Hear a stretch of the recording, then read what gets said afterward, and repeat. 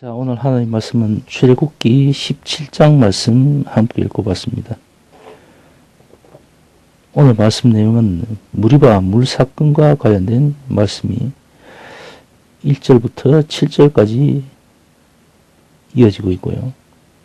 8절부터 16절까지는 아말렉과의 전쟁과 관련된 내용입니다.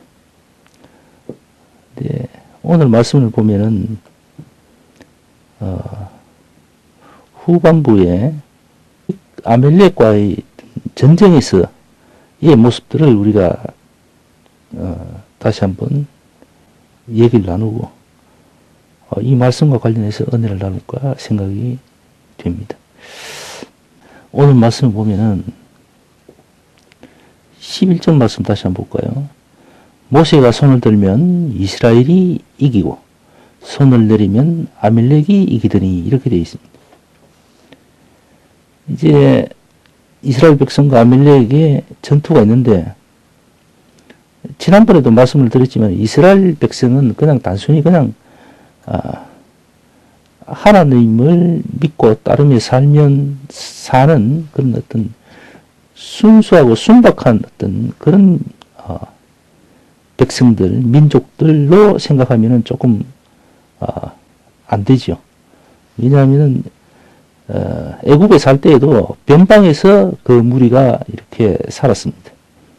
그 변방에 있다 하면 다른 애굽의 입장에서 봤을 때는 적국과 인접한 그런 지역이죠. 그래서 잦은 다툼과 침략들을 받는 지역이겠죠. 그러다 보니까 그런 위협과 어떤 그런 골치 아픈 일들을 이제 애굽 백성에게 그걸 이제 감당하지 않게 하기 위해서 이제 이스라엘 백성들을 그쪽 지역에 이제 살게끔 그렇게 했죠. 그러다 보니까 늘 이제 싸움과 그런 어떤 긴박감 또 그런 일들에 이제 익숙해져 있는 사람입니다. 그러니까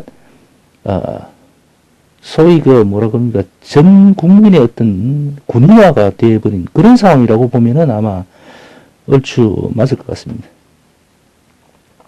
오늘 본문 내용에 지금 아말렉과 이스라엘이 이제 싸움이 붙었는데, 이스라엘의 그 숙련된 싸움꾼들이 이제 싸움을 하는 겁니다.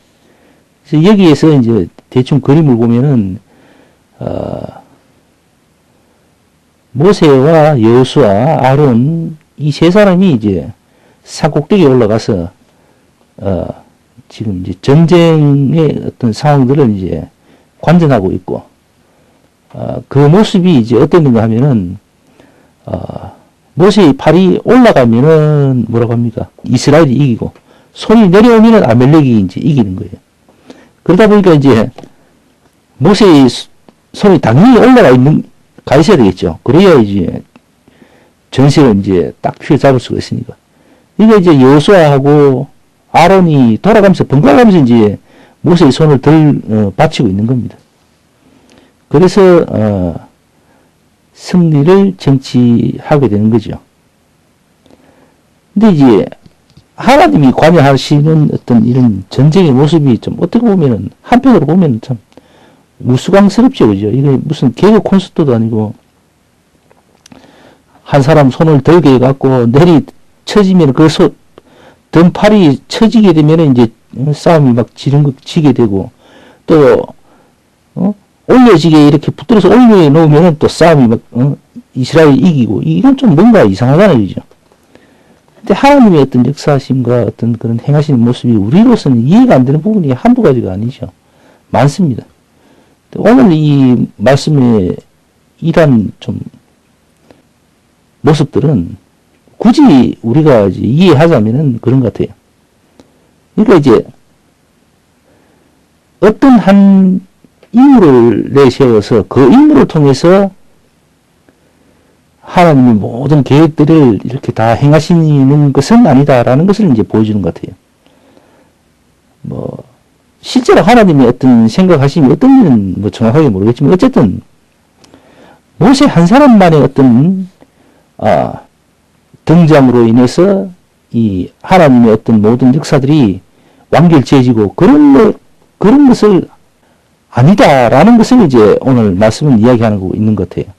그러니까 아론과 여호수아를 등장시킴으로 인해서 그들의 어떤 행위적인 어떤 모습들을 등장시킴으로 인해서 하나님의 역사의 어떤 그런 과정들 또 결론들은 결국은 믿음의 사람들의 어떤 전체적인 입장 그리고 어떤 동질성의 어떤 승리로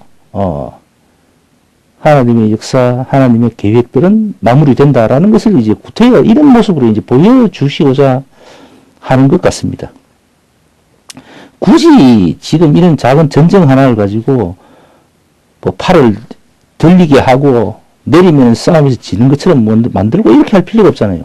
하나님이 굳이 이런 수고를 하실 필요가 없는 분이신데. 근데 이제 그렇게 하셨다는 것은 결국은 우리를 위한 어떤 배려죠. 우리가 너무 차원이 수준 낮은 어떤 그런 모습들 또 그런 보여지고 만져지고 하여튼 느껴지는 그런 걸 가지고 우리가 좌지우지 돼버리는 그런 부족한 인간이다 보니까 하나님이 이제 이렇게 우리 수준에 맞게끔 이렇게 보여주시는 거죠. 그렇게 또 행하시고 그렇게 이해를 해야 아마 좀 얘기가 될 것 같습니다. 그래서 과거에도 그렇지만 오늘날에도 하나님의 바람과 뜻은 그런 것 같아요. 모든 믿음의 사람들이 한 마음으로 한 뜻으로 어떤 이렇게 하나님의 어떤 원하신 바를 이루고 살아가고 하는 그런 모습들을 우리 주님은 기뻐하시는 것 같아요. 그러니까 한 교회 안에서든 한 가정 안에서든 물론 누구의 중심은 분명히 있겠죠. 그러나 이런저런 다른 모습과 다른 모양은 있을지언정 어떤 한 일을 행함에 있어서는 모아진 그 결론을 따르는 거죠. 이제. 비록 반대 입장에 있는 사람일지라도 우리가 가야 될 어떤 한 목표를 정했으면은 비록 그전에는 그 뜻이 모아지기 전에는 입장이 다르고 또 생각하는 바가 다를지언정 의견이 취합되고 모여지면은 그 목표를 향해서 나아가고자 이미 정해져 버리면은 그때부터는 이제 같이 움직이는 거죠. 협력을 해야 되는 거죠.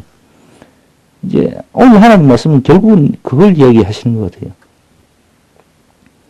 형제 안에서든 가족 안에서든 교회 안에서든 또 한 가족 안에서도 그렇고 서로 다를 수가 있습니다. 생각하는 게 다를 수가 있고 다 다를 수가 있는데 그러나 우리가 근본적으로 한마음 한뜻으로 이 생을 살아가는 데 있어서는 굳이 내가 구태여 다름을 틀림으로까지 주장해서 관철시켜야 될 그런 무리의 수를 두지는 말자는 거지요. 뜻을 같이 하면서 살아가야 되는 게 그게 기본 입장에 있어야 되겠죠. 뭐 어느 단체든 어느 조직이든 어떤 그룹이든 간에 그죠? 그래서 내가 희생할 수 있는 건 희생해 주는 겁니다. 그리고 다른 데 있어서 의견을 가지고 서로 의견을 내서 뜻을 관철하고 난 후에는 관철된 그 목적을 따라서 그냥 같이 움직여 주는 겁니다. 그것이 오늘 말씀을 보니까 하나님의 뜻이 아닌가 그렇게 생각합니다. 굳이 오늘 말씀 등장에 모세 외에 아론과 여호수아가 등장해서 팔을 받치고 들고 뭐 극할 필요가 없는 거예요, 사실은. 그러나 그렇게 하게 함으로 인해서 하나님은 합심하라는 것을 이야기하는 겁니다. 협력하라고. 그걸 나는 기뻐한다라는 것을 이제 굳이 이렇게 보여주시는 거죠. 한 믿음 안에서 같이 움직이라는 거죠. 근데 그걸 우리가 잘 못하고 있잖아요. 뭐 기독교 안에도 수가지, 수십, 수백, 수천 파들이 형성되어 있고 나눠져 있잖아요. 엄밀히 따지면 교회마다 다 다르다고 봐야 됩니다.